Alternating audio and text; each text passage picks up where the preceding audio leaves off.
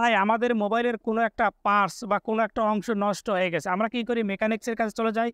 তারা বলে, "ভাই আপনার এই পার্টস নষ্ট হয়ে গেছে, এত টাকা আপনাকে দিতে হবে।" আমরা কিন্তু সেই টাকা পরিশোধ করে কিন্তু চলে আসি। কিন্তু আপনি আসলেই জানেন না যে আপনার যে পার্টসটা নষ্ট হয়ে গেছে এটার দাম আসলে কত? অর্থাৎ একেক ফোনের মডেলের একেকটা পার্টসের দাম কিন্তু আলাদা, আলাদা। আপনি চাইলে সেটা কিন্তু সহজে দেখে নিতে পারেন আপনার এই পার্টসের দামটা কত। শুরুতেই আপনাদের ফোনের যেকোনো একটা ব্রাউজারে যাবেন। আপনার ফোনে যে ব্রাউজার আছে সেটাকে আপনি ওপেন করবেন। এরপর সার্চ বারে ক্লিক করবেন। এরপর আপনি উপরে লিখবেন maxbuy.com লিখেছে সেখানে আপনি সার্চ দিবেন। এবার শুরুতে একটা সাইট দেখতে পাচ্ছেন, এখানে একবার টাপ দিবেন। এরপর দেখতে পাচ্ছেন অনেকগুলো ফোনের মডেল কিন্তু চলে আসে। কারণ আপনি কোন ফোন ব্যবহার করেন। মনে করেন আমি স্যামসাং ফোন ব্যবহার করি জাস্ট এটার উপর আমি ক্লিক করে দিলাম। ক্লিক করার পর দেখতে পাচ্ছেন একটা সার্চ বার চলে আসে। এই সার্চ বারে আপনি যে ফোনটা ব্যবহার করেন কি মডেল সেই মডেলটা আপনি লিখে দেবেন। আমি স্যামসাং S8 প্লাস ব্যবহার করি। এটাকে আমি এখান থেকে লিখে দিচ্ছি। স্যামসাং S8 প্লাস আমি লিখে দিলাম।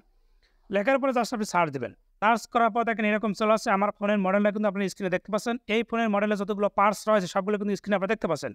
এরপর আপনি যেটার দাম দেখতে চান জাস্ট সেটার উপরে ক্লিক করবেন। মনে হয় ব্যাক কভারের উপরে ক্লিক করলাম। দেখেন এই ফোনের যে ব্যাক কভার রয়েছে অনেক ধরনের। আপনি দাম দেখতে পারেন কোন ধরনের ব্যাক কভার আপনি ব্যবহার করবেন। স্ক্রিনে দেখতে পাচ্ছেন একেকটা কিন্তু আলাদা, আলাদা দাম আছে। অর্থাৎ আপনার এই ফোনে যতগুলো পার্টস রয়েছে সকল পার্টসের উপরে ক্লিক করবেন এবং এক, এক করে আপনি দাম দেখতে পারবেন। অর্থাৎ দোকানদার আপনার কাছ থেকে ৳১ বেশি নিতে পারবেন।